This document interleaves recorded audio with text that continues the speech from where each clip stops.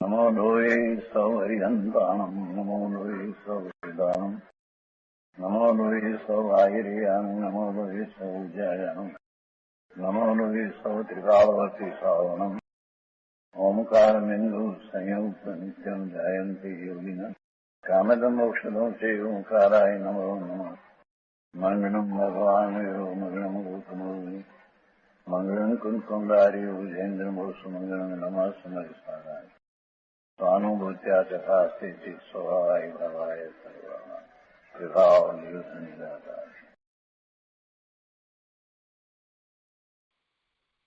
समयसार भगवान कुंकुंदाचार्य रचित समयसार तथा भगवान अमृतचंद्राचार्य रचित आत्मख्याति टीका कलश सहित એનો સ્વાધ્યાય ચાલે છે। એમાં બંધ અધિકારમાં ગાથા 271 પછી કળશ 173 નો સ્વાધ્યાય આપણે કરી રહ્યા છીએ। ગાથા 271માં અધ્યવસાન જુદા જુદા શબ્દો દ્વારા જે રીતે પ્રચલિત છે એની વાત કરવામાં આવી કે જેને આપણે અધ્યવસાન કહીએ છીએ એ બુદ્ધિ પણ છે, મતિ પણ છે, વ્યવસાય છે, વિજ્ઞાન છે, ચિત્ત, ભાવ અને પરિણામ એમ 8 જુદા નામથી આપણે એને જાણીએ છીએ। અને એ અધ્યવસાનને તીર્થંકર ભગવાને, કેવડી ભગવાને ત્યાગવા યોગ્ય છે એમ કહ્યું છે। ગાથા 173માં હવે પછી કળશ 173માં હવે પછી આવનાર ગાથામાં જે વાત આવવાની છે એ સમજાવતા અમૃતચંદ્રાચાર્ય ભગવાને એમ કહ્યું કે સર્વ વસ્તુઓમાં જે અધ્યવસાન થાય છે તે બધાએ અધ્યવસાન જીનેશ્વર ભગવાનોએ ત્યાગવા યોગ્ય પહેલા કહેલા છે। તેથી અમે એમ માનીએ છીએ કે જેનો આશ્રય પર છે એવો બધો જ વ્યવહાર એ પણ ત્યાગવા યોગ્ય છે। અને જીનેશ્વર ભગવાનના ઉપદેશમાં એમ જ છે, એમણે એ અધ્યવસાનને ત્યાગવા યોગ્ય કહીને એ સઘળો વ્યવહાર છોડાવ્યો છે। અને એમ છે તો પછી આ સત્પુરુષો એક સમ્યક નિશ્ચયને જ અંગીકાર કરીને શુદ્ધ જ્ઞાનઘન સ્વરૂપમાં નિજ મહિમામાં પોતાના સ્વરૂપમાં સ્થિરતા કેમ ધરતા નથી એમ એમણે આશ્ચર્ય વ્યક્ત કર્યું છે। વ્યવહાર છોડ્યા પછીથી જે સમ્યક નિશ્ચય પોતાનું શુદ્ધ સ્વરૂપ એમાં જ સ્થિરતા કરવાનું રહે, પછી બીજું કાંઈ રહેતું નથી। કેમ કે સઘળો વ્યવહાર પર આશ્રય છે, પરના લક્ષ્ય છે, પર સાથે સંબંધ ધરાવનારો છે। એમાં પર સાથેનું એકત્વ કે પર તરફનું મમત્વ રહેલું છે। એટલે આખો વ્યવહાર શુભ ભાવ છે એ બધાનો પણ જો આપણે વિચાર કરીએ તો એ બધું પર લક્ષ્ય છે। તીર્થંકર ભગવાન પ્રત્યે સમુદ્રમાં બેઠા હોઈએ ત્યારે કેવો અહોભાવ આવે, કેવો પૂજ્ય ભાવ આવે, કેવો વિનયનો ભક્તિનો ભાવ આવે, વારંવાર મસ્તક નમી પડે એવો ભાવ ચાલતો હોય, પણ એ ભાવ પર આશ્રય છે। ગુરુદેવ સમજાવતા હોય, ગુરુદેવનું પ્રવચન ચાલતું હોય અને પ્રત્યક્ષ આપણે ગુરુદેવનું પ્રવચન સાંભળી રહ્યા હોય એ વખતે પણ આપણને ગુરુદેવ પ્રત્યે એવો જ ભાવ આવે કે ગુરુદેવ તમે અમને આ સમજણ આપી છે, અને એમ કરી અને મનોમન નમસ્કાર થઈ જતા હોય, અને કેટલીક વખત તો આમ જ હાથ જોડીને નમસ્કાર થઈ જતા હોય। પણ એ પણ પર લક્ષ્ય થયું, સામે ગુરુદેવ વિરાજે છે તો એમના તરફ થયું। એ રીતે શાસ્ત્રમાંથી કોઈ વાત વાંચીએ છીએ અને આપણને અંદરમાંથી એમ થાય છે કે ઓહો, આવી વાત મેં અત્યાર સુધી જાણી નહીં, હું સમજ્યો નહીં, આવો અર્થ। અને એ લખનાર આચાર્ય પ્રત્યે જે અહોભાવ આવે છે એ પણ પરલક્ષી જ છે. આ વ્રતના ભાવ આવે છે. ઉપવાસ કરીએ, અરે ઉપવાસ કરીને પછી સંવરપૂર્વક બેસીએ એટલે પોષદ કરીએ, પણ એમાં પણ જે બાહ્ય ક્રિયા રહી છે, શરીરના લક્ષે આખી ક્રિયા થાય છે.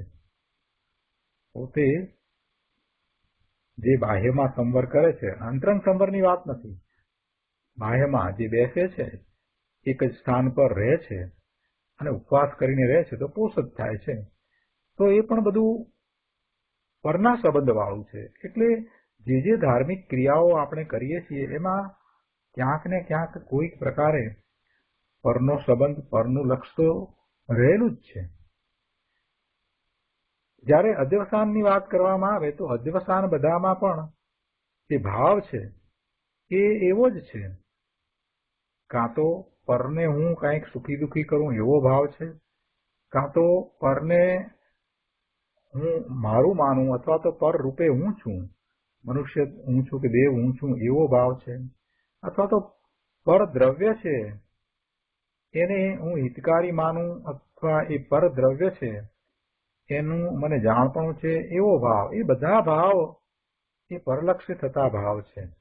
એટલે બધા જ અધ્યવસાન, અનેક પ્રકારે અધ્યવસાન હોય. સામે જે જગતના પદાર્થ જણાય છે એ પદાર્થનું લક્ષ્ય કરતા અનેક પ્રકારે અધ્યવસાન થાય. કોમ્પ્યુટર જોઈને કોમ્પ્યુટર તરફનો ભાવ આવે કે આ કોમ્પ્યુટર સારું છે કે ખરાબ છે, કેવું છે, એમ ભાવ આવે છે. એ બધું અધ્યવસાન છે. આ મકાન જોઈને એના વિશેનો ભાવ આવે કે નાનું છે, મોટું છે, કેવું છે, જૂનું છે, નવું છે. આ બધા જે ભાવ છે એ પણ બધા અધ્યવસાન છે. ઘરના કુટુંબીજનોને આપણે એની સાથે સંપર્કમાં હોઈએ ત્યારે એવા અધ્યવસાન હોય કે મારા સંબંધી છે, એ મારા પુત્ર છે, પુત્રી છે, પતિ છે, પત્ની છે, માતા છે, પિતા છે, કાકા છે. આ બધા જે ભાવ થાય છે એ બધા પણ અધ્યવસાન છે. અરે મંદિરમાં જઈએ છીએ ને સામે પ્રતિમા છે તો પ્રતિમા તરફ આ ભગવાનની પ્રતિમા છે એમ કરીને ભલે નમસ્કાર કરીએ તો પણ એ પણ પરલક્ષી થતો ભાવ છે કે ભગવાન છે, ભગવાન કઈ સ્વ તો નથી. પ્રતિમાનો વિચાર કરીએ છીએ તો પણ એ પરલક્ષી વિચાર થાય છે કે આ પ્રતિમા આરસની છે કે કાળા પથ્થરની છે કે સુંદર છે. કે પૂજા કરીએ છીએ તો પૂજાના દ્રવ્યનો વિચાર આવે છે કે પૂજા જે લખેલી છે એમાં જે ભાવ ભર્યા છે એનો વિચાર કરીએ છીએ તો પણ એ ભાવમાં પ્રભુ પ્રત્યે, તીર્થંકર ભગવાન, કેવળી ભગવાન, સિદ્ધ ભગવાન પ્રત્યેનો જે અહોભાવ છે એ પણ પરલક્ષી છે. એટલે સમગ્ર રીતે જે ભાવ જીવ કરે છે એ બધા ભાવ ફક્ત એકને છોડીને બધા જ ભાવ એ પરના લક્ષ્ય થાય છે. એ બધા અધ્યવસાન છે. એના ફળની વાત નથી કરતા. એનું ફળ સંસાર જ છે. એમાં પાપનો બંધ પડે કે પુણ્યનો બંધ પડે.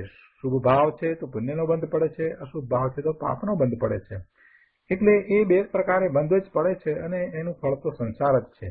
પણ અહીંયા તો આપણે અધ્યવસાનની વાત કરવી છે કે એક જ ભાવ એવો છે કે જે અધ્યવસાન રૂપ નથી. એ કયો ભાવ છે કે જેને સ્વ અને પરનો ભેદ થયો છે, એને સ્વનું લક્ષ્ય થાય છે ભગવાન આત્મા, નિજ પોતાનું શુદ્ધ સ્વરૂપ, નિજ શુદ્ધ સ્વરૂપનું લક્ષ્ય થાય અને જે ભાવ થાય છે એ ભાવ છે એ સ્વના લક્ષ્ય થતો ભાવ છે. એ અધ્યવસાન નથી, બાકી બીજું અધ્યવસાન જ છે. એટલે એમાં પછી જે ચારિત્ર બાહ્યમાં છે એ મુનિનું ચારિત્ર હોય કે શ્રાવકનું ચારિત્ર હોય એ પણ પરનું લક્ષ્ય થવાને કારણે એ અધ્યવસાન જ છે. અને એ પરના લક્ષ્ય થતો બધો વ્યવહાર, જેને સમ્યક દર્શન થયું છે એને જે કંઈ થાય છે એ વખતે એને વ્યવહાર કહેવામાં આવે છે. બાકી મિથ્યા દ્રષ્ટિને તો વ્યવહાર પણ કહેવાતો નથી. એટલે જે શુભ ભાવ છે, વ્યવહાર રત્નત્રય છે, એવો વ્યવહાર રત્નત્રય સંકિતીને મુનિ છે કે શ્રાવક છે એને પણ છોડવાનો ઉપદેશ આપવામાં આવ્યો છે કે ભાઈ એને તું છોડ. એનું લક્ષ્ય કરીને ત્યાં જો રોકાઈ રહીશ તો પછી તારો આગળનો પુરુષાર્થ કઈ રીતે થશે? વ્યવહાર છોડવાનું કહ્યું છે. વ્યવહાર તો સાચો વ્યવહાર છે એની અહીંયા તો વાત કરી છે. સઘળોએ વ્યવહાર છોડાવ્યો છે. વ્યવહાર તો કોને છે? નિશ્ચય જેને છે એને વ્યવહાર છે. એટલે એવા સમ્યક દ્રષ્ટિ છે, એ શ્રાવક છે, મુનિ છે, અને એમને જે વ્યવહાર છે તો એમનો વ્યવહાર તો સાચો વ્યવહાર છે, સમ્યક વ્યવહાર છે, છતાં એ વ્યવહારને પણ છોડાવ્યો છે. કેમ છોડાવ્યો છે? તો કે એ અટકવાનું સ્થાન છે. ત્યાં અટકીને રહીશ તો પછી તારો જે પુરુષાર્થ છે એ કઈ રીતે થશે? તારે તો તારા સ્વરૂપમાં લીનતા અને એમાંથી આગળ વધીને સ્થિરતા કરવાની છે. એવો પુરુષાર્થ કરીને પૂર્ણ સ્વરૂપની પ્રાપ્તિ કરવાની છે. તો એવા પૂર્ણ સ્વરૂપની પ્રાપ્તિના લક્ષ્ય આ સઘળો વ્યવહાર સમ્યક વ્યવહાર છે, છતાં પણ એ છોડાવ્યો છે. એ વાત અહીંયા આ કળશમાં આવે છે. એટલે ગુરુદેવે એનો ઘણો વિસ્તાર કર્યો છે કે ભાઈ આ સમ્યક દ્રષ્ટિને પણ જે વ્યવહાર સાચો છે એ પણ છોડવાની વાત કરી છે. તો પછી જેને સમ્યક દર્શન નથી એવા મિથ્યા દ્રષ્ટિના શુભ ભાવ છે એ તો છોડવા લાયક જ છે. એ તો ત્યાં નકામા એને ધર્મ સમજી અને રોકાઈ રહ્યા છે. એ તો ધર્મ પણ નથી, માત્ર બંધનું કારણ છે. એને એમાંથી શુભ ભાવને કારણે પુણ્યનો બંધ પડે, પણ એ પુણ્યના બંધ તો અનાદિથી એને પડતા આવ્યા છે. પુણ્ય પાપના બંધને કારણે તો અનાદિથી એ સંસારમાં ભ્રમણ કરી રહ્યો છે. એટલે એ કઈ નવું નથી, એ કઈ નવું નથી, એ કઈ ધર્મ નથી, એ કઈ મુક્તિનો માર્ગ નથી, અને એ દ્વારા કઈ સ્વરૂપની પ્રાપ્તિ થતી નથી. આ વાત તો તીર્થંકર ભગવાનના જ્ઞાનમાં આવી, એમની ઓમકાર ધ્વનિમાં આવી અને આપણને આ મહાપુરુષોએ આપી છે. તો આપણે હવે પ્રવચન રત્નાકર ભાગ 8મો એમાંથી આ કળશ ઉપર પૂજ્ય ગુરુદેવે જે પ્રવચન આપ્યું છે એના બાકી રહેલા અંશો લઈએ. ગઈકાલે આપણે પાના નંબર 207 ઉપર એક સમાધાન વાંચ્યું. એ સમાધાન ત્રીજા પેરેગ્રાફમાં જે આપવામાં આવ્યું એના પછીથી ચોથા પેરેગ્રાફમાં હવે આગળ કહે છે કે ભગવાન તું અનંત કાળથી દુઃખના પંથે દોરાઈ ગયો છે. જો ગુરુદેવ કરુણાથી આ બધી વાત આપણને કહે છે. પહેલા સંબોધન ભગવાન તરીકે કરે છે, એટલે એનો અર્થ જ એ છે કે ગુરુદેવને પૂરો વિશ્વાસ છે કે આપણે એવા પોતાના શુદ્ધ સ્વરૂપને પ્રગટ કરી શકીએ એવા સક્ષમ છીએ. એટલે કહે છે કે ભગવાન તું અનંત કાળથી દુઃખના પંથે દોરાઈ ગયો છે. સ્વરૂપ પ્રતિ આંધળો થઈને, એટલે સ્વરૂપ પ્રત્યે એને લક્ષ્ય આપ્યું જ નથી, સ્વરૂપ પ્રત્યે દ્રષ્ટિ કરી જ નથી, એટલે સ્વરૂપ પ્રત્યે આંધળો થયો. સ્વરૂપને જોયું નહીં, જાણ્યું નહીં, એના સંબંધી કાંઈ વિચાર પણ કર્યો નહીં, એવો સ્વરૂપ પ્રત્યે આંધળો થયો.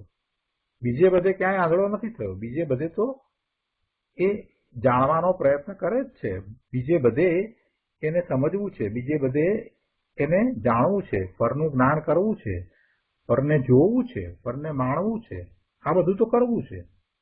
પણ પોતાના સ્વરૂપની વાત છે ત્યાં એને કાંઈ કરવું નથી, એના તરફ દ્રષ્ટિ પણ કરવી નથી, એ કેવું છે, શું છે એને સમજવું પણ નથી. અહીંયા તો ગુરુદેવે સ્વરૂપ પ્રતિ આંધળો શબ્દ મૂક્યો છે, પણ ખરેખર તો એ સ્વરૂપ પ્રત્યે આંધળાથી વિશેષ છે. કેમ કે એને એમાં રસ જ નથી પડતો, પોતાની વસ્તુમાં એને રસ નથી પડતો અને અનાદિનો ભ્રમણ કરે છે.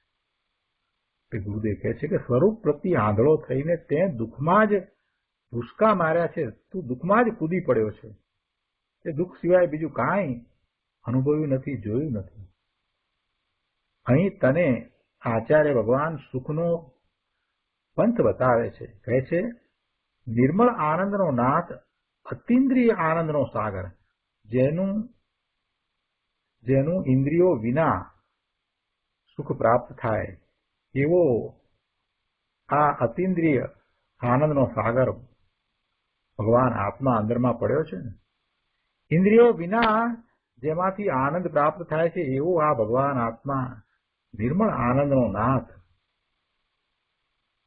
એવા સ્વરૂપને ભૂલીને આ શરીર આદિ મારા છે અને એનાથી મને સુખ છે, આ નવા વસ્ત્રો આવ્યા છે તો એનાથી મને સુખ છે, આ નવું કોમ્પ્યુટર આવ્યું છે તો એનાથી મને સુખ છે, નવી કાર આવી છે તો હું આનંદમાં છું, એમ એ પરના લક્ષ્ય પોતે જાતે સુખી દુઃખી થાય છે. નથી ગમતું એવું કાંઈક આવ્યું છે તો એનાથી એ દુઃખી થાય છે. પણ એમ નથી જોતો કે એ પર પદાર્થો એને સુખી કે દુઃખી કરી શકતા નથી. પોતે જેવા ભાવે વર્તે છે એમ એ થાય છે. એકનો એક જ પદાર્થ છે એ થોડા દિવસ એને સુખનું કારણ થાય અને ત્યાર પછી એનો એ જ પદાર્થ સુખનું કારણ નથી થતો અને પછી લાંબો સમય થાય એટલે એ પદાર્થ એને નથી ગમતો, એના પ્રત્યે એને દ્વેષ થાય છે અને એ પદાર્થ એને દુઃખનું કારણ થઈ જાય. એકનું એક ગુલાબ જાંબુ છે, એવા ને એવા ગુલાબ જાંબુ છે, પહેલું બીજું ત્રીજું 5 કે 10 ખાય ત્યાં સુધી તો આનંદ આવે છે, 25 ખાય ત્યાર પછીથી શું દશા થાય છે અને પરાણે કોઈ ખવડાવી દે તો દુઃખ થાય છે. એટલે પદાર્થમાં વસ્તુઓમાં કાંઈ સુખ કે દુઃખ ભર્યા નથી, એની માન્યતામાં છે. આ બધું નહીં જાણતો થકો એ પોતે પોતાના સ્વરૂપ તરફ વળ્યો જ નથી અને અનાદિથી એ આ શરીર અને આ બધા પર પદાર્થો જે સંયોગો રૂપે એને પ્રાપ્ત થયા છે એમાં ને એમાં એ રાચી રહ્યો છે. ગુરુદેવ કહે છે કે આ શરીર આદિ મારા છે અને એનાથી મને સુખ છે તથા પરના સુખ દુઃખને હું કરું છું ઇત્યાદિ અનેક પ્રકારે જે તેને પરમાં એકત્વ બુદ્ધિના અધ્યવસાન છે તે સર્વ અધ્યવસાનને છોડી દે. તીર્થંકર ભગવાને, કેવળી ભગવાને, સિદ્ધ ભગવાને સર્વ અધ્યવસાનો છોડવા યોગ્ય કહ્યા છે. એ બધા અધ્યવસાનો છોડવા યોગ્ય કહ્યા છે. હવે આવી વાત આવી એટલે કોઈએ પ્રશ્ન કર્યો કે હા, પણ દયા, દાન, વ્રત, ભક્તિ ઇત્યાદિ વ્યવહાર તો કરવો ને. શાસ્ત્રમાં પણ વ્રત આદિ બાહ્ય આચરણનું વિધાન તો છે. ચરણાનુયોગના ગ્રંથમાં એ વાત આવે છે. શ્રાવકના આચારની પણ વાત આવે, મુનિના આચારની પણ વાત આવે. આચાર્ય પદ્મનંદીએ ઘણી વાત કરી છે. પદ્મનંદી પંચવિસંતિમાં 26 અધિકાર લખ્યા છે અને એમાં શ્રાવકના આચારની ઘણી વાત કરી છે. એવી જ રીતે કુંદકુંદાચાર્ય ભગવાને પણ રયણસારમાં એ ચારિત્રની વાત કરી છે, બાહ્ય ચારિત્રની વાત કરી છે. એટલે એ તો આવે છે, શાસ્ત્રમાં એ વાત આવે છે, નથી આવતી એમ નથી. તો પછી હવે શું કરવું? આ બધા અધ્યવસાનો છોડવાની વાત કરી તમે, તો પછી આવો શુભભાવ જે છે, આ દયાદાન વ્રત ભક્તિનો અને એવા ચારિત્રની જે વાત આવે છે શાસ્ત્રમાં, તો એને શું કરવું? છોડી દેવું? ગુરુદેવ એનું સમાધાન આપતા કહે છે કે બાપુ, દયા દાન વ્રત આદિનો જે વ્યવહાર છે, જો વ્યવહાર કહ્યું એટલે એનો અર્થ એ થયો કે સમ્યક દ્રષ્ટિ છે અને એને નિશ્ચય છે. જો નિશ્ચય છે અને સાથે રહેલો એ વ્યવહાર છે તો એ સમ્યક વ્યવહાર હોય છતાં પણ ગુરુદેવ કહે છે કે ભાઈ એ બધો વ્યવહાર છે તે શુભ રાગ છે. રાગ છે એટલે શુભ રાગ છે. અને રાગને કરવાનો અભિપ્રાય મિથ્યા અધ્યવસાન છે, મિથ્યાત્વ છે. કે એવો શુભભાવ કરવો જોઈએ, શુભભાવ દ્વારા લાભ છે, શુભભાવ દ્વારા પોતાને ધર્મ થાય છે, એવી જો માન્યતા હોય તો એ મિથ્યાત્વ છે. એ તો વાત આગળ આવી ગઈ ને કે ઉપયોગ ભૂમિ રાગાદિક સાથે એકત્વ પામે તે મિથ્યાત્વ છે. ઉપયોગમાં રાગાદિકનું એકત્વ એ મિથ્યાત્વ છે, એ કર્મબંધનું કારણ છે. એ વાત અગાઉની ગાથામાં આપણે ઘણા વિસ્તારપૂર્વક સમજ્યા છીએ. આ કળશમાં પણ કહે છે કે ભગવાને પર સાથે એકતા બુદ્ધિના સર્વ અધ્યવસાન છોડાવ્યા છે. તે પરથી અમે મુનિવરો એમ માનીએ છીએ કે વ્રતાદિનો સઘળોય વ્યવહાર ભગવાને છોડાવ્યો છે. શેના ઉપરથી એવું માનવામાં આવ્યું? મુનિવરોએ એમ શેના ઉપરથી માન્યું? કે તીર્થંકર ભગવાનના ઉપદેશમાં આ એકત્વ બુદ્ધિના, મમત્વના, મિથ્યાત્વના ભાવ સાથે જે અધ્યવસાન છે, એટલે સઘળા અધ્યવસાન, બધા પરલક્ષી થતા અધ્યવસાન એ ત્યાગવાનો ઉપદેશ આપ્યો છે. એટલે કે એકત્વ બુદ્ધિના સર્વ અધ્યવસાન છોડાવ્યા છે. એ ઉપરથી મુનિવરો કહે છે કે અમે માનીએ છીએ કે એ સઘળોય વ્યવહાર, પર આશ્રિત સઘળોય વ્યવહાર ભગવાને છોડાવ્યો છે.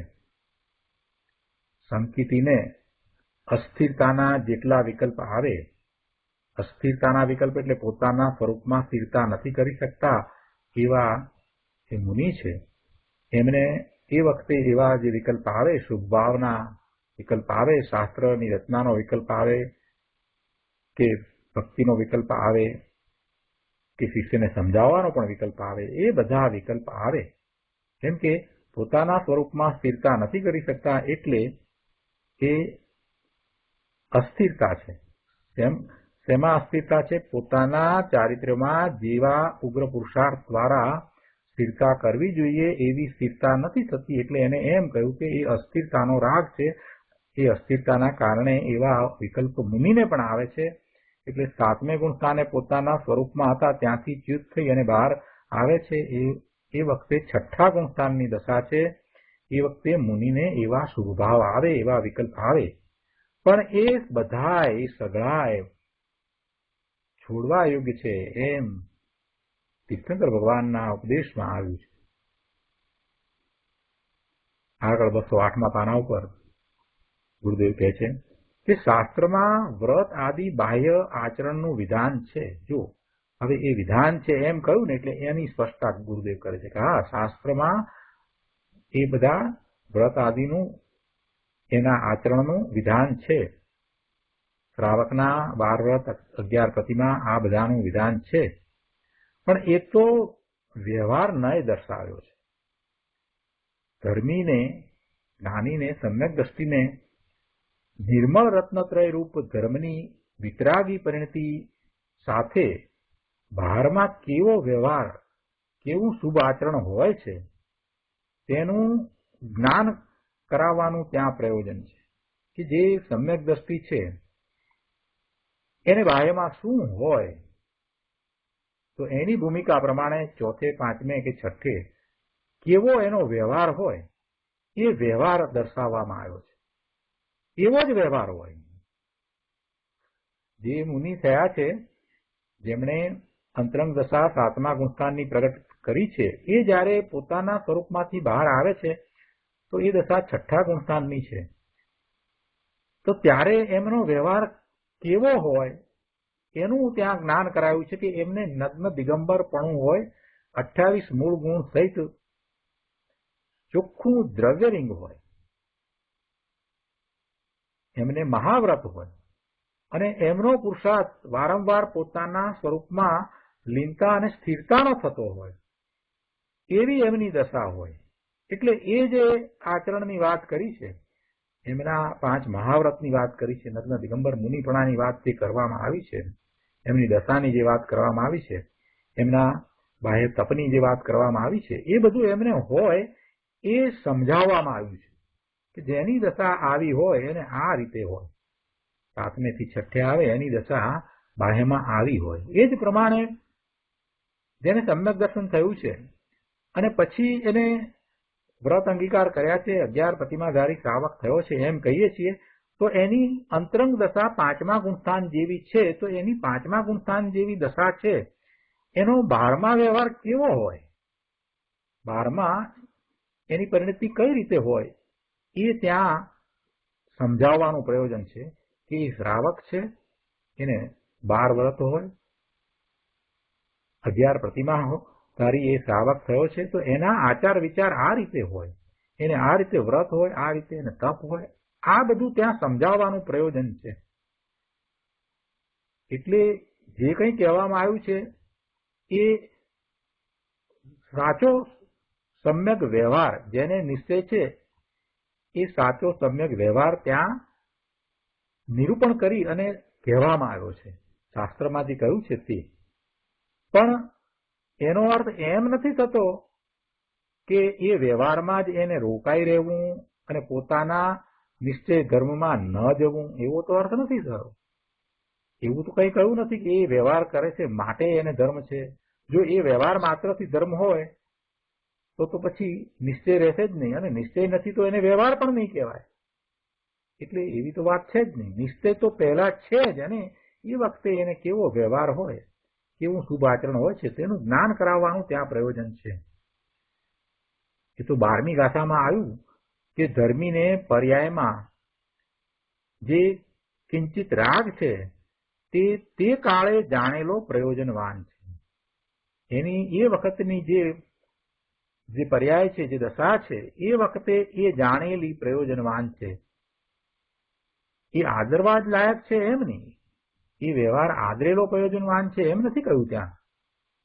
અને વ્યવહાર કયો છે એટલે કે એને નિશ્ચય તો છે, નિશ્ચય ધર્મ છે, એવા ધર્મીને પર્યાયમાં જે ક્યારેક કંઈક જે રાગ છે એને એ જાણે છે તો એને ખ્યાલ આવે છે કે એટલો એને રાગ છે, અને માત્ર એને જાણે છે, એ જાણે છે કે આ મારી દશા છે, એ શુભભાવની રાગની દશા છે, એ મને નુકસાન કરતા છે, એ બંધનું કારણ છે, અને એ ભાવ મારો હોઈ શકે નહીં, મારો હોવો જોઈએ નહીં, એવો ભાવ મને હોવો ન જોઈએ. હું તો ભગવાન આત્મા ત્રિકાળ જ્ઞાયક છું, પ્રભુના જ્ઞાનમાં હું એમ જણાયો છું, મારું તો એવું સ્વરૂપ છે, મને એ હોય નહીં. અરે ક્યાંક કોઈક દોષ આવી જાય ને તો પણ એને એમ થાય કે અરે આ દોષ મને હોય નહીં, હું તીર્થંકર ભગવાનના જ્ઞાનમાં સિદ્ધ સમાન આવ્યો છું એમ છે, તો પછી મને આ શોભે, મને આ હોય નહીં, એનું પ્રાયશ્ચિત થઈ જાય છે. એટલે દોષની તો વાત જ રહેતી નથી, પણ શુભભાવ છે એને પણ માત્ર જાણે છે, એના જ્ઞાતા દ્રષ્ટા થઈને રહે છે. એમ નહીં કે આ શુભભાવ સારો છે ને એ શુભભાવ દ્વારા મને ધર્મ થાય છે, એ શુભભાવ છે, વ્રત કરું છું એટલા માટે થઈ અને મને મુક્તિ પ્રાપ્ત થશે, એવો કાંઈ એમને વિચાર આવતો નથી હોતો. એવી વાત નથી. એ જાણેલો પ્રયોજનવાન છે એમાં માત્ર એટલું જ છે કે અત્યારે હજી પૂર્ણ દશા નથી પ્રગટ થઈ, બસ એટલું એમનું એમાં જાણપણું છે. એ દ્વારા એ જાણપણું થાય છે. કેમ કે ત્યાં સોનાનું ઉદાહરણ આપ્યું છે ને, સોનું જ્યાં સુધી પૂર્ણ શુદ્ધ ન થાય ત્યાં સુધી એની બધી જ અવસ્થાઓ જાણેલી પ્રયોજનવાન છે, એ એનું ઉદાહરણ છે. એના ઉપરથી જ્યાં સુધી પૂર્ણ શુદ્ધ દશા પ્રગટ નથી થતી ત્યાં સુધી ધર્મીને એ મોક્ષ માર્ગમાં પુરુષાર્થ કરી રહ્યો છે, એને એની દશામાં જે રાગ છે, સૂક્ષ્મ રાગ છે, એ પણ જાણેલો પ્રયોજનવાન છે, આદરેલો નહીં. એ કઈ શુભ રાગ આવ્યો છે તો એને આદરવા લાયક છે એમ નહીં, એ આદરેલો પ્રયોજનવાન નથી. એ વાત ત્યાં બહુ સ્પષ્ટ કરી છે. ધર્મી પુરુષ સર્વ રાગને રાગ માત્રને શુભ હોય કે અશુભ બધાની વાત છે, એમાં રાગ માત્રને છોડવા લાયક જ માને છે, હે જ માને છે. એ રાગને કરવા યોગ નહીં, કરવા યોગ નથી માનતા. આવી વાત છે, આવો ધર્મ છે. આગળ કહે છે કે જુઓ, સ્વ આશ્રિતો નિશ્ચય, પર આશ્રિતો વ્યવહાર. જેટલો સ્વનો આશ્રય છે તે નિશ્ચય અને જેટલો પરનો આશ્રય છે તે વ્યવહાર. આ દયા પાળવી, વ્રત પાળવા, દાન કરવું, ભક્તિ પૂજા કરવા ઇત્યાદિ સર્વ ભાવમાં પરનો આશ્રય છે, તેથી તે વ્યવહાર છે. આચાર્ય ભગવાન કહે છે, પર જેનો આશ્રય છે એવો વ્યવહાર જ સઘળોએ ભગવાને છોડાવ્યો છે. એટલે કે એક સ્વ આશ્રય જ પ્રશંસા કરવા યોગ્ય છે, પ્રશંસવા યોગ્ય છે. એક સ્વ આશ્રય છે તે જ પ્રશંસવા યોગ્ય છે, સ્વ આશ્રય જ કરવા યોગ્ય છે. ગુરુદેવ કરુણા કરીને કહે છે કે ભાઈ, આ તો જૈન દર્શનની સારભૂત વાત છે, એમાં તો સાર સમાયો છે, એવો આ કળશ છે. બહુ સરસ કળશ આવ્યો છે. આમાં નિશ્ચય વ્યવહારના બે ફડચા કરી નાખ્યા, નિશ્ચય અને વ્યવહારને બરાબર સ્પષ્ટ કરી દીધા. એમ કે પર આશ્રિત વ્યવહારને જે જાણી ત્યાંથી ખસી એક સ્વના આશ્રય જ પરિણમન કરવું, એ જ યોગ્ય છે, એ જ ઇષ્ટ છે, એ જ ધર્મ છે. આ વાત હોય ત્યારે પણ હજી કોઈક વળી એમ કહે છે કે અહીં પરમા એકત્વ બુદ્ધિના અધ્યવસાનને બંધનું કારણ કયું છે, તેથી કાંઈ દયાના અને વ્રતના પરિણામ બંધનું કારણ નથી, એવું પણ કેટલાક માને છે. એમ કે આ દયા અને વ્રતના જે પરિણામ છે એ બંધનું કારણ નહીં, એમ એવી માન્યતા વાળા પણ છે. પરમા એકત્વ બુદ્ધિના અધ્યવસાન છે એ બંધનું કારણ બરાબર, પણ આ દયાના ભાવ, વ્રતના ભાવ જે છે, શુભ ભાવ છે, એ એના પરિણામ છે, એ કાંઈ બંધનું કારણ નથી. ગુરુદેવ કહે છે કે ભાઈ, એ તો મિથ્યાત્વ સહિતના પરની એકત્વ બુદ્ધિના પરિણામ જે મિથ્યા દ્રષ્ટિને હોય છે તેને મુખ્ય ગણીને તેને બંધનું કારણ કહ્યું છે. જે કહ્યું ને એકત્વ બુદ્ધિના વ્યવસાયને બંધનું કારણ, એને સમજાવ્યું પહેલા તો કે ભાઈ એ તો મિથ્યાત્વ સહિતના પરની એકત્વ બુદ્ધિના પરિણામ જે મિથ્યા દ્રષ્ટિને હોય છે તેને મુખ્ય ગણીને તેને બંધનું કારણ કહ્યું છે. બાકી દયા, દાન, વ્રત આદિના એકત્વ બુદ્ધિ રહિત જે પરિણામ સમ્યક દ્રષ્ટિને હોય છે, જો એકત્વ રહિત આવા દયા, દાન, વ્રત આદિના પરિણામ હોય, કોને એકત્વ રહિત પરિણામ હોય? સમ્યક દ્રષ્ટિનો હોય. સમ્યક દ્રષ્ટિને આ દયા, દાન, વ્રત આદિ શુભ ભાવ હોય છે, પણ એમાં એને એકત્વ નથી. એને એકત્વ તો સ્વ સાથે છે. એટલે ગુરુદેવ કહે છે કે બાકી દયા, દાન, વ્રત આદિના એકત્વ બુદ્ધિ રહિત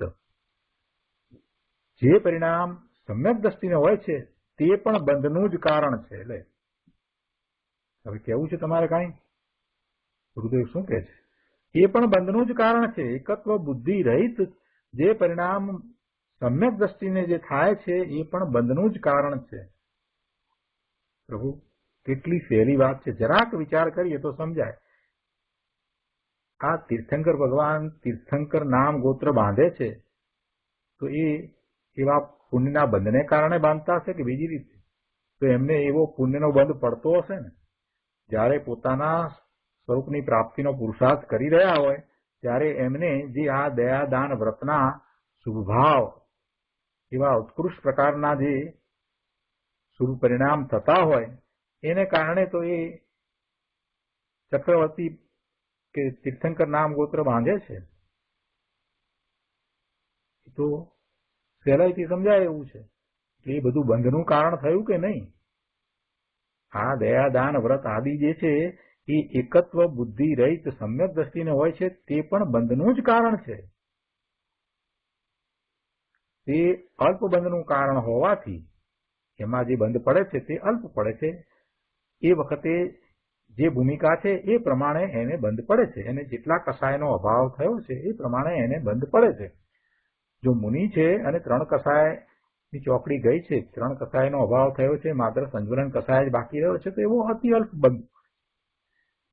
અતિ અલ્પ બંધ પડે છે.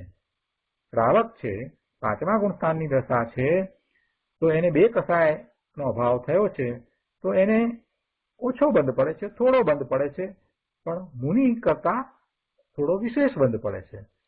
અને 4થા ગુણસ્થાનની દશા છે, સમ્યક દ્રષ્ટિ થયા છે અને હજી માત્ર 1 જ કસાય ગયો છે, અનંતાનુબંધી ગયો છે, તો એને પેલા 5મા ગુણસ્થાન વાળા શ્રાવક કરતા થોડો વિશેષ બંધ પડે છે. પણ તોય અનંતાનુબંધી ગયું છે એટલે એને હવે ભવના ભ્રમણ થાય એવો બંધ તો પડતો જ નથી. એટલે ત્યાં દ્રષ્ટિની મુખ્યતાથી વાત લીધી કે એ દીર્ઘ સંસારનું કારણ નથી. એટલે એવા નાના પ્રકારના બંધ પડે છે, અલ્પ બંધ પડે છે, છતાંય એને ગણતરીમાં લીધા નથી, એને ગૌણ કરી અને એ બંધમાં ગણ્યા નથી. એ બીજી વાત છે. પણ એનો અર્થ એમ નથી કે એમને બંધ નથી પડતો, બિલકુલ બંધ નથી પડતો, એમ તો છે નહીં. સમ્યક દ્રષ્ટિને જે દયા, દાન, વ્રત આદિના એકત્વ બુદ્ધિ રહિત, તત્વ બુદ્ધિ વિનાના જે પરિણામ છે એટલે એમનો વ્યવહાર એ સમ્યક વ્યવહાર છે, તો એ સમ્યક વ્યવહાર છે એ બંધનું જ કારણ છે. એ પણ બંધનું જ કારણ છે. એ કાંઈ ધર્મનું કારણ નથી, એ મુક્તિનું કારણ નથી. આ વાત અહીંયા ગુરુદેવે સમજાવી છે. અને એમને પણ એમની જે દશા છે, જેવી ભૂમિકા છે એ ભૂમિકા અનુસાર એમને પણ અલ્પબંધ પડે છે. દીર્ઘ સંસારનું કારણ નથી એટલે એને ગૌણ ગણી અને બંધમાં ગણ્યા નથી એ બીજી વાત છે, પણ બંધ તો પડે છે. એટલે ગુરુદેવ કહે છે કે પણ તેથી જો તું એમ માનતો હોય કે એકત્વ બુદ્ધિ વગરના રાગના પરિણામ એટલે શુભભાવ, એવો એકત્વ બુદ્ધિ વિનાનો શુભભાવ એ વ્યવહારના પરિણામ એ કરવા જેવા છે, એમ જો તારી માન્યતા હોય તો એ માન્યતા ખોટી છે. કેમ કે એ બંધનું કારણ છે. જો તું એમ માનતો હોય કે બંધનું કારણ નથી અને એ એકત્વ બુદ્ધિ વિનાના શુભભાવના રાગના વ્યવહારના પરિણામ કરવા જેવા છે, એ બંધનું કારણ નથી પણ મોક્ષનું કારણ છે, એવી જો તારી માન્યતા હોય તો એ મિથ્યા માન્યતા છે, ખોટી માન્યતા છે. અર્થાત તને ખરેખર તો પરની એકત્વ બુદ્ધિ મટી જ નથી. તને શુભભાવનો પુણ્યબંધનો હજી રાગ અંદરમાં ઊંડે ઊંડે પડ્યો જ છે, અને શુભભાવ દ્વારા જે પુણ્યનો બંધ પડશે એ દ્વારા મને સુવિધાઓ મળશે, સુખ મળશે, એવો તને ઊંડે ઊંડે એવો અંદરમાં રસ પડ્યો જ છે. એટલે ખરેખર તો તને એકત્વ બુદ્ધિ પણ મટી જ નથી.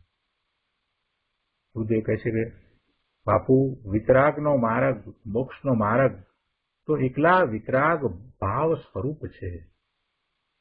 એકલા વિતરાગ ભાવ સ્વરૂપ મોક્ષનો માર્ગ છે, અને તે સ્વ આશ્રિત છે. તેમાં પર આશ્રિત રાગનો એક અંશ પણ સમાઈ શકે નહીં. પર આશ્રિત જે છે એ બધો રાગ છે, એ વ્યવહાર છે. એ પર આશ્રિત રાગનો એક અંશ પણ એવા મોક્ષ માર્ગની અંદર સ્વ આશ્રિત વિતરાગ સ્વભાવરૂપ મોક્ષ માર્ગ છે એમાં સમાઈ શકે નહીં. શું કહ્યું કે જેમ આંખમાં રજકણ સમાઈને એક નાનકડું રજકણ પણ પડ્યું હોય તો એ ખટકે, તેમ ભગવાનના માર્ગમાં એટલે કે મોક્ષના માર્ગમાં રાગનો કણ પણ સમાય નહીં. માર્ગ તો શુદ્ધ ચૈતન્ય સ્વભાવમય એક વિતરાગતામય જ છે. વિતરાગતામય માર્ગ છે. વિતરાગતા એટલે શું વાત કરવી? એ કસાય રહિત દશા. કસાય રહિત દશા એ તો નાસ્તિથી કહ્યું, પણ કસાય રહિત થાય છે ત્યારે સાથે સાથે અંદરમાં જે આનંદની વૃદ્ધિ થાય છે, એ સુખની વૃદ્ધિ થાય છે, એ અનુભવ છે, એ કંઈ વર્ણવી શકાય એવો હોતો નથી. કસાયોનો આ તરફ અભાવ થતો જાય છે. ચોથા ગુણસ્થાને હજી અનંતાનુબંધી કસાય ગયો છે, છતાં પણ જ્યારે એ પોતાના સ્વરૂપને સ્પર્શે છે ત્યારે એને અલૌકિક આનંદનો અનુભવ થાય છે. અને પાંચમા ગુણસ્થાને જ્યારે બે કસાયનો અભાવ થયો છે ત્યારે એની જે દશા છે એમાં એને વિશેષ આનંદનો, વિશેષ શાંતિનો, વિશેષ સુખનો અનુભવ થાય છે, અને એનાથી આગળ મુનિ થાય છે. અને સાતમા ગુણસ્થાને પોતાના સ્વરૂપમાં એ લીનતા કરે છે ત્યારે તો એમના આનંદની શું વાત કરવી. એ તો એમાં એવા લીન થઈ જાય છે કે એમને બાહ્યમાં શું ચાલી રહ્યું છે એ તરફ લક્ષ પણ જતું નથી. બાહ્યમાં કોઈ ઉપસર્ગ આવ્યા છે કે પરિસર છે તો પણ એના તરફ એમને લક્ષ પણ જતું નથી, અને એમ એ તપ થઈ જાય છે, જેને આપણે તપ કહીએ છીએ કે મુનિ ઉપસર્ગને પરિસર સહન કરે છે એવું તપ કરે છે. અરે પ્રભુ, એ તો આનંદમાં વિરાજી રહ્યા છે. અને એથી આગળ વધી અને 12મા ગુણસ્થાને જ્યારે સમગ્ર કસાયનો અભાવ થઈ જાય એ વખતે એ અલૌકિક આનંદ પૂર્ણપણે એમને પ્રાપ્ત થાય છે. એ દશાની તો શું વાત કરાય? એ તીર્થંકર ભગવાનની એ વાત તો શબ્દમાં કોઈ રીતે આવી શકે નહીં, એવી એ વાત છે. એવા પ્રભુની વાત, એમની વિતરાગતાની વાત ને સમજ્યા વિના આપણે શુભભાવમાં રુચિ કરીને બેસી રહીએ. અરે પ્રભુ, આ તો એવું છે કે એક રોટલીને માટે ખેતર ખોયા જેવું છે. વાર્તા આવતી હતી, કહેવત એના ઉપરથી પડી છે કે પેલા ખેડૂતને એની પત્ની ભાત લઈને આવે, ખાવાનું લઈને બપોરે આવે, અને પછી જમે. એમાં એક દિવસ એવું બન્યું કે એને ખૂબ ભૂખ લાગી, સવારે કંઈ ખાધા પીધા વગરનો નીકળ્યો હશે, અને કંઈક કારણ એવું બન્યું કે એની પત્ની આવી શકી નહીં. બહુ મોડું થઈ ગયું. પછી તો ગુસ્સે થયો, ને પછી તો આમ અકળાઈ ગયો, ને કંઈક થઈ ગયું. પછી બાજુવાળાનું જે ખાવાનું આવ્યું હતું એને કહ્યું, પણ પેલો માણસ જાણતો હતો કે આનો લાભ લેવા જેવો છે, ગઠિયો હશે, એટલે એને કહ્યું કે તું મને આટલું આમ આપ, ખેતરનો આ ભાગ આપી દે, આટલી ખેતરની આ ભાગની તારી જે કમાણી થાય એ તારે મને આપવી, તો હું તને જમાડું, જમવાનું આપ. પેલો કે ભાઈ આપ્યું તને, લે ને ભાઈ, આ આટલા ભાગનું તને આપ્યું. એવું એ રોટલીને માટે ખેતર ખોવા જેવી આ વાત છે. આ શુભભાવની રુચિ અને પુણ્યનો બંધ થાય એને લીધે થઈ અને એને એવી ઘેલછા લાગી છે ને, એ ઘેલછાને કારણે થઈ અને પોતાનો આખો ભાવ બગાડી નાખે છે. આ મળે તો સારું, આ મકાન આવું મળી જાય તો સારું, અથવા તો આવી કાર ને આવું રાચરચીલું ને આ બધા ફર્નિચર ને આવું બધું થઈ જાય તો બહુ સારું. બસ એની પાછળ ને પાછળ જીવન પૂરું કરી નાખે છે. એ એમાં ને એમાં પોતાનું જીવન પૂરું કરી નાખે છે. અથવા તો શેર સ્ટોકમાં એ લાગી ગયો છે, એમાંથી એ આમ ભાવ વધે ને આમ હું વેચી નાખું ને આમ કરી નાખું ને એમાં એવું લાગી જાય કે જીવનના 70-75 વર્ષ પૂરા થઈ ગયા હોય એને ખ્યાલ પણ ન રહે, કરે રે મેં કાંઈ કર્યું નથી એવું. પછી જયારે અંતિમ સમય આવે ત્યારે પશ્ચાતાપ થાય. ત્યાં સુધી એને ખ્યાલ ના આવે કે આ બધું મેં ગુમાવી દીધું. એટલે આવી વાત છે પ્રભુ. આ મહાપુરુષો કરુણા કરીને જે વાત કહેતા હોય ને એને બરાબર સમજવી જોઈએ. અહીંયા તો ગુરુદેવ વિતરાગતાની વાત કરે છે, જેના વિશે આપણને તો કોઈ અનુભવ નથી. એમને એ વિતરાગતાનો અનુભવ છે માટે એ વાત કરે છે. વિતરાગતાનો અંશ પ્રગટ થયો છે માટે એ વાત કરી રહ્યા છે. આ મહાપુરુષોએ કઈ હમસતી વાત નથી કરી. શું કહ્યું કે માર્ગ તો શુદ્ધ ચૈતન્ય સ્વભાવમય એક વિતરાગતામય જ છે.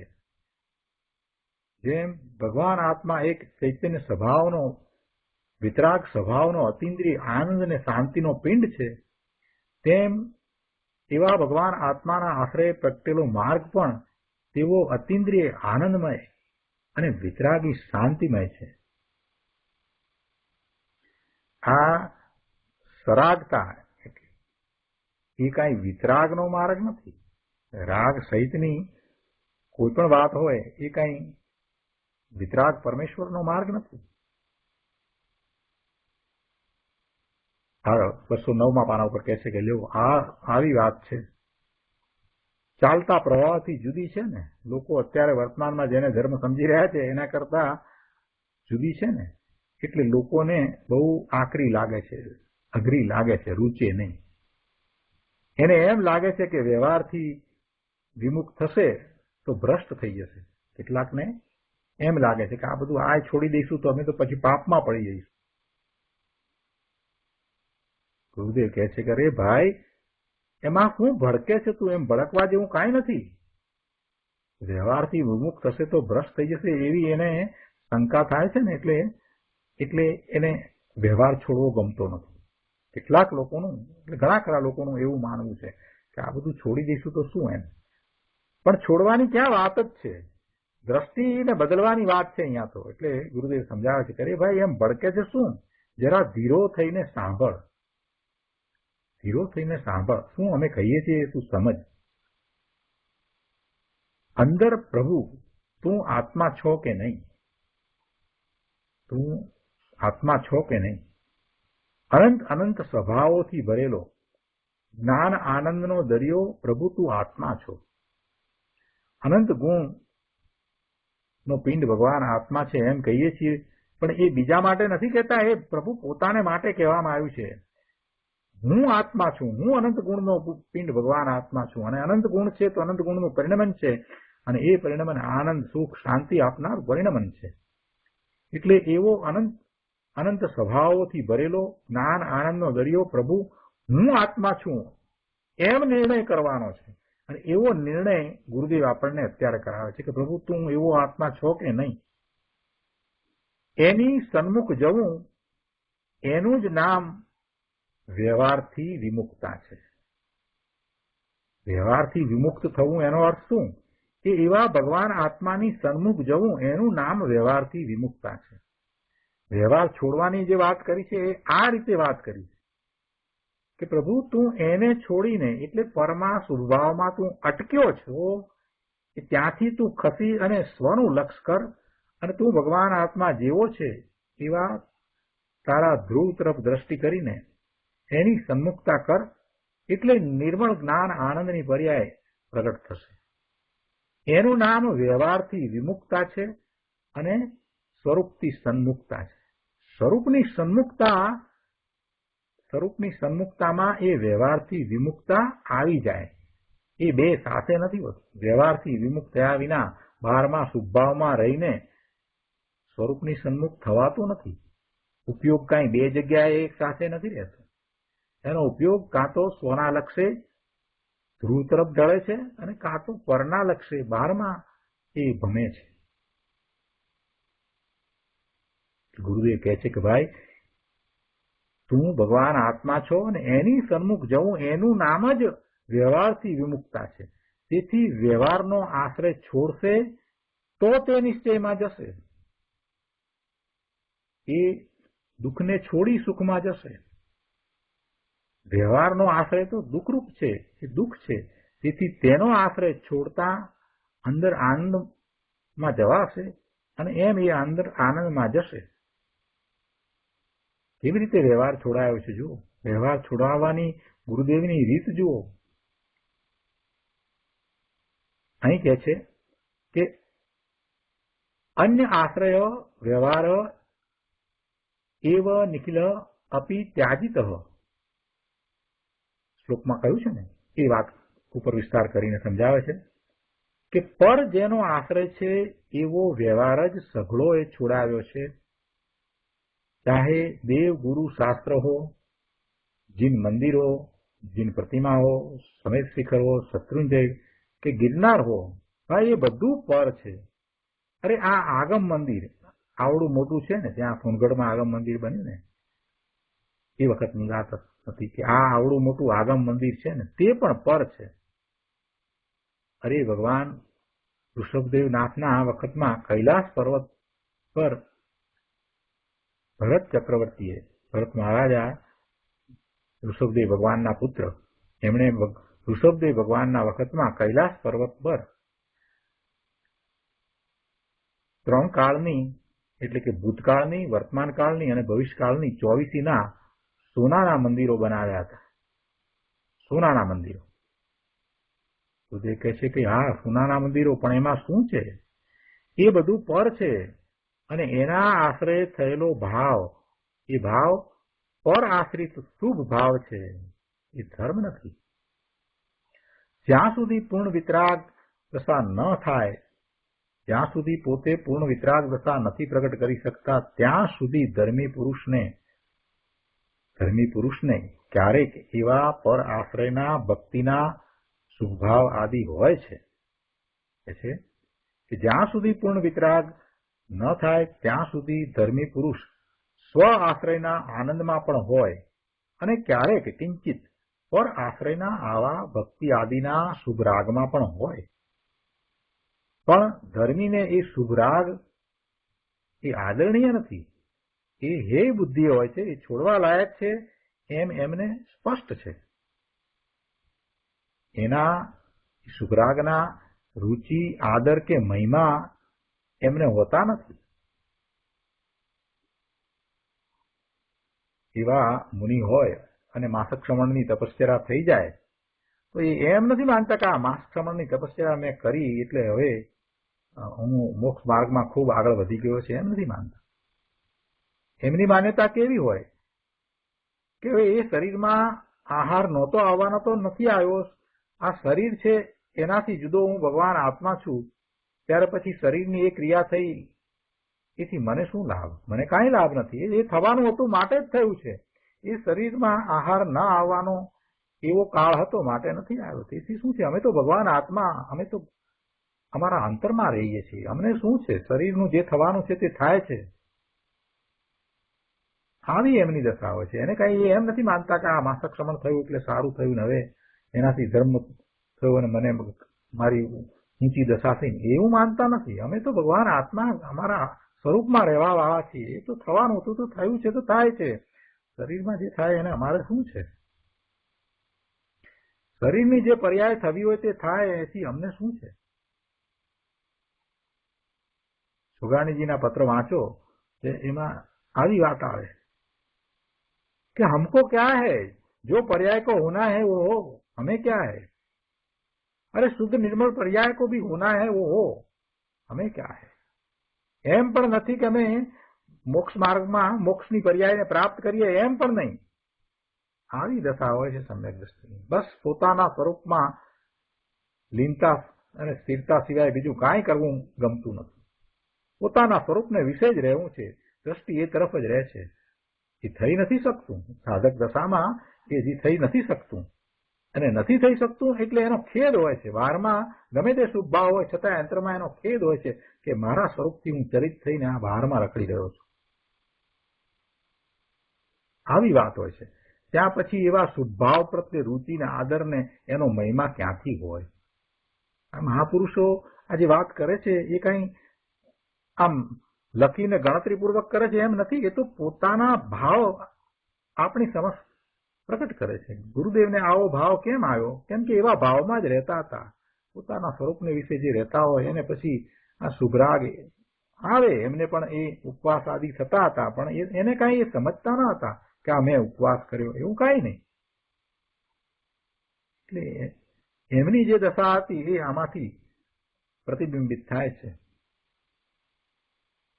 આગળ કહે છે અહીંયા કે અંદરમાં પોતાનું પરમ ચૈતન્ય નિધાન પડ્યું છે, જેમાં જીવત્વ, ચિત્તી, દસી, જ્ઞાન, સુખ, વીર્ય, પ્રભુત્વ, વિભુત્વ, સ્વચ્છતા, પ્રકાશ ઇત્યાદિ અનંત અનંત શક્તિઓ પ્રત્યેક પરમ પારિણામિક ભાવે સ્થિત છે. એવા પરમ પદાર્થ પ્રભુ આત્મા છે. સુડતાલીસ શક્તિનું વર્ણન તો પછી આવશે, પણ અનંત શક્તિ છે. બધી શક્તિના કંઈ નામ ન હોય, પણ શક્તિ તો છે, અનંત ગુણ છે, કહો કે અનંત શક્તિ છે. તો એ છે, પડ્યું છે, અને એ પરમ પારિણામિક ભાવે સ્થિત છે. એવા પરમ પદાર્થ આ ભગવાન આત્મા છે. પોતાના નિજ સ્વરૂપની વાત કરી છે. પરમ પારિણામિક ભાવે એટલે શું? એટલે કે તે સહજ છે અને કોઈ કર્મના સદભાવ કે અભાવની અપેક્ષાથી રહિત છે. જો એ પરમ પારિણામિક ભાવ છે એટલે એને કોઈ કર્મનો ક્ષય થાય કે કોઈ કર્મનો ઉદય થાય તો એ હોય એમ નથી. એ સહજ ભાવ છે. કોઈ કર્મના સદભાવ કે કોઈ કર્મના અભાવની એને અપેક્ષા નથી, કે વસ્તુની શક્તિઓ એ જે છે એને કોઈની અપેક્ષા નથી. જો પર્યાયમાં વિકાર થાય તો કર્મના ઉદયનું નિમિત્ત છે. કર્મનો ઉદય હોય તો આ સંયોગો હોય, એવું ફળ આવ્યું હોય અને એ નિમિત્ત હોય, અને એનું લક્ષ થતાં એને વિભાવ ભાવ થાય, વિકાર થાય, એટલે પર્યાયમાં વિકાર થયો. ગુરુદેવ કહે છે કે પર્યાયમાં વિકાર થાય તો કર્મના ઉદયનું નિમિત્ત છે, અને નિર્વિકાર થાય તો કર્મના અભાવનું નિમિત્ત છે. કર્મનો અભાવ એ નિમિત્ત છે. નિર્વિકાર થાય તો કર્મના અભાવનું નિમિત્ત છે. પણ આ તો વસ્તુની વાત છે. વસ્તુ આત્મા અને એની શક્તિઓ, એના ગુણો, એને કોઈની અપેક્ષા નથી. એને કોઈની અપેક્ષા નથી. એ અપેક્ષાથી રહિત પરમ પારિણામિક ભાવે સ્થિર છે. શક્તિઓ એ પરમ પારિણામિક ભાવે સ્થિર છે, એટલે તો એને ચૈતન્ય નિધાન કહ્યું છે. એવી સુંદર વાત કરી છે. ગુરુદેવ કહે છે કે આવી મહાન વસ્તુ પોતે છે, પણ એની ખબર વિના બિચારો ક્રિયાકાંડ કરીને મરી ગયો છે. એને કહે છે, ભાઈ, વ્યવહારની રુચિ છોડીને હવે તારા ચૈતન્ય નિધાનનો, પરમ સ્વભાવ ભાવનો, નિશ્ચયનો આશ્રય કર. તારા સુખ માટે આ જ કર્તવ્ય છે. તો આજનો સ્વાધ્યાય આપણે અહીંયા સુધી રાખીએ છીએ.